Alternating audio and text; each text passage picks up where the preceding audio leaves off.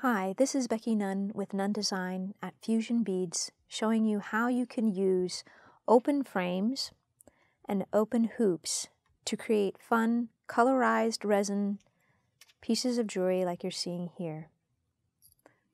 You'll have needed to watch my previous video on how to mix Nunn Design resin and create custom colors using opaque pigments. We made the dogwood with using casting craft red, white, and brown. You'll also need a couple of stir sticks and a couple of toothpicks. The first step when you're using the open frames and the open hoops is to create a backing on these pieces to contain the resin. You want to use a piece of very thick packing tape, and you want to make sure that there's not any marbling in the section in which you apply the bezel. It's hard to see, but I'm going to place that right here, and I'm going to try to keep away from any of the marbling that happens with the glue. And then once you have it in place, use your scissors to cut away the excess. This helps prevent it from getting stuck on other things, including your hands and fingers. Then I like to place my piece onto a business card so it makes it easy for me to pick it up and move it around.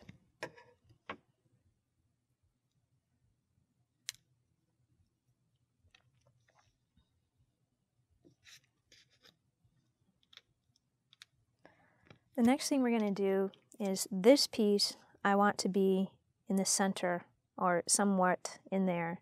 So I'm going to cut off the loop using a pair of flush cutters.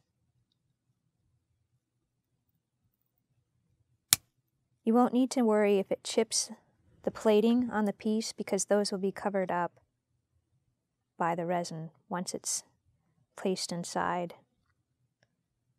Position it where you would like. I'll do it slightly off-center to give it kind of a funky look. And then press down on both the outside one and the inside one and move it around, burnishing it onto the tape. That'll create a nice contact so the resin can't seep out from underneath it. For this, on the open hoops, we're going to do the same thing. Apply the tape onto the back, and then we're going to trim away the excess. But something to remember on this is that whatever you use on the inside, it has to be the exact same height, and it also has to be a continuous loop, meaning there can't be a slit or a cut like a jump ring because the resin will easily seep into it. Place the inside piece and burnish both of them down. I'm also making sure that my fingertips aren't getting inside of that inside area because those too will show up, the fingerprints in the tape. Trim away the excess tape.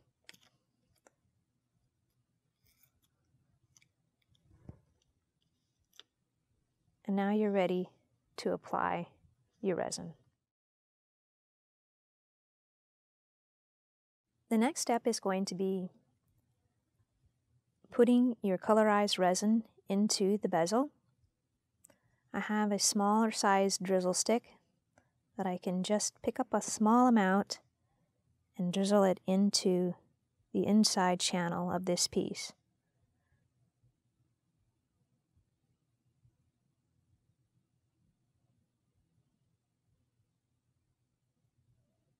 This resin is setting up really fast and it's very thick. I need to put my glasses on.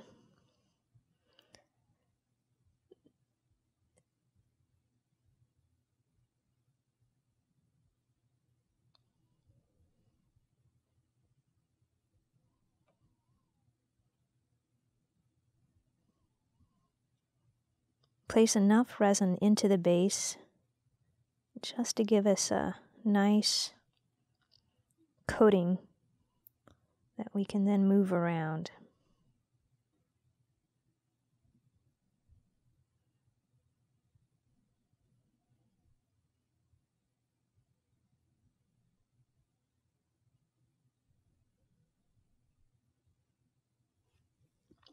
Now with a toothpick,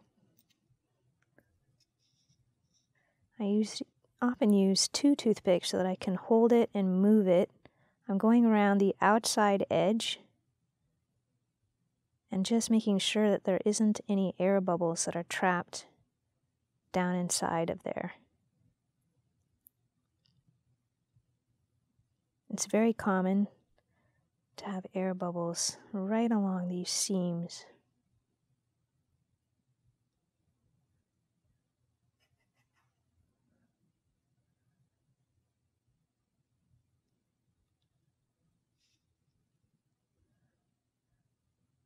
So I did the outside, now I'm going to go in and do the inside.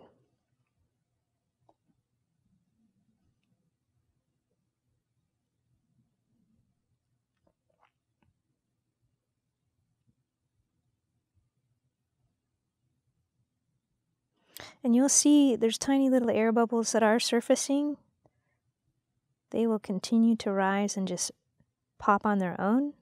But by agitating it, we have released a lot of the air that is down underneath there. Now we're ready to continue to pour the resin and bring it up to a higher level inside of the open frame. The color that I'm working with is dogwood, and this is one of the Pantone 2017 summer collection of colors that Pantone released. I think it is so pretty.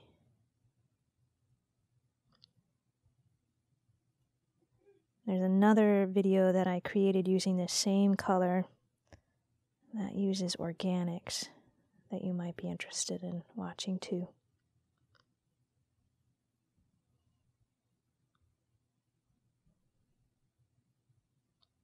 Just a tiny bit more to bring that up to a nice flush flat surface. This resin is really getting thick, so it's a little bit harder to have it release from my stick. And there we go. Then we're going to continue to do the same thing. On this, the only part that's a little bit different than what we did here is you'll want to take your time going up into this area, pushing the resin up within here. If you don't, some of the things that'll happen when you release, if you take the tape off the back, these are some of the very first pieces that I did, that I started to figure out how the air was getting trapped underneath there. So you can see, like on a piece like this, when it gets really thin right there, you want to make sure that you get right up inside of here, because there's a lot of air that can get trapped underneath here. Also on these pieces, you can see when I was first figuring out how to do this technique, you see that slightly muddled, marbled, that is actually that glue on the tape. So it shows up in the resin if you don't make sure that you have a nice surface.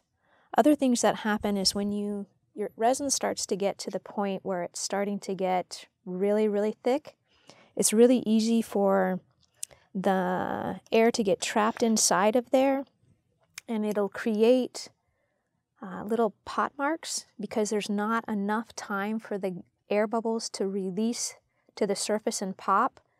So they get kind of trapped in there, and it creates little pot marks like this. If you wanted to, you can put another layer of clear resin over the top of that and it won't show. But these are some of the samples of when I was first figuring this technique out. Can you see that modeling on there? That glue. That's what happens. So this first part right in this area here, I'm just going to show you this one part. Drizzle a small amount into the base.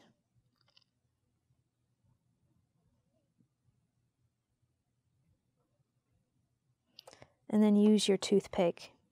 You'll ideally have wanted to add more, but use your toothpick to guide this and move it into this channel area, because this is going to be the danger zone.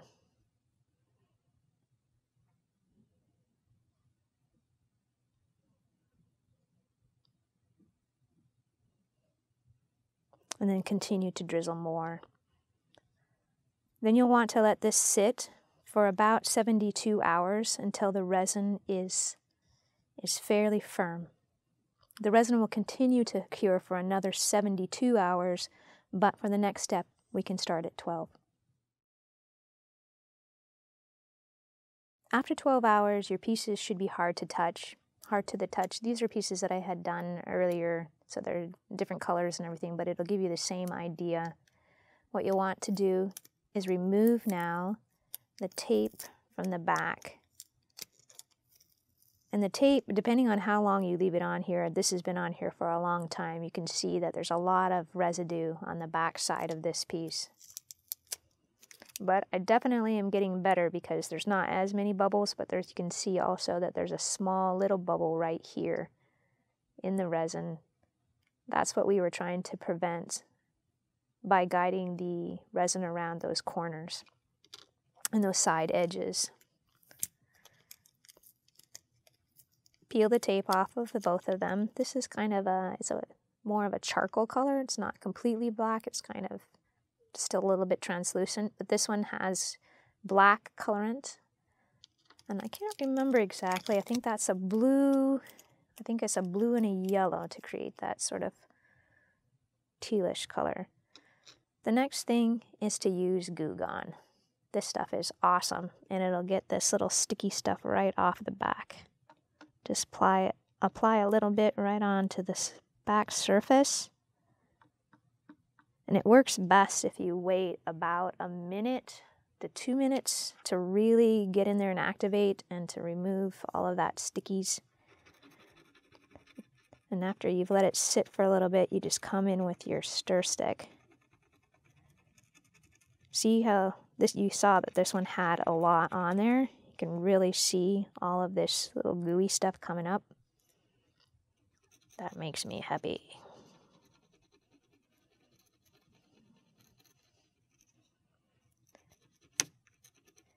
When you start to pull that tape off the back, and if you notice that the resin is still kind of tacky, it might be that you need to let it sit for a little bit longer.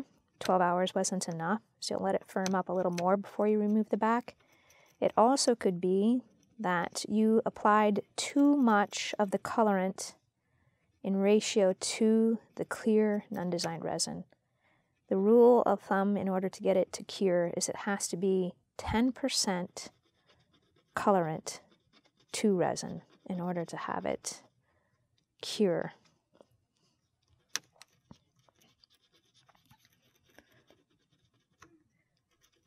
If after 72 hours it still feels tacky, it will more than likely forever be tacky. It just didn't have the right ratio. Some of the things that you could do is pour another bit of clear resin over the top of it and try to get it to at least that top layer to be cured. All right, now that we scrubbed them, you can see how it just really lifts up off of that, all of that gooiness off of there. Use your wet wipe. You can also use soap and water and just wipe that away.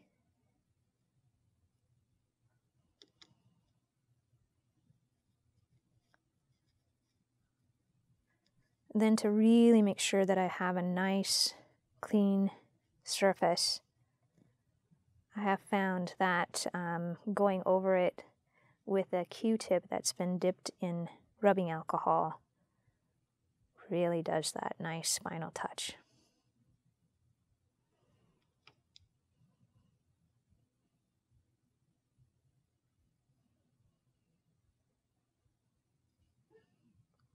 And now you're ready to assemble your pendants into something like you saw in the very beginning, adding a chain right through here, or maybe a leather cord, and attaching a chain onto this one to make fun little necklaces. This is Becky Nunn with Nunn Design here at Fusion Beads, teaching you how you can use open hoops and open frames with colorized resin to create very fun pieces. Thanks for joining me.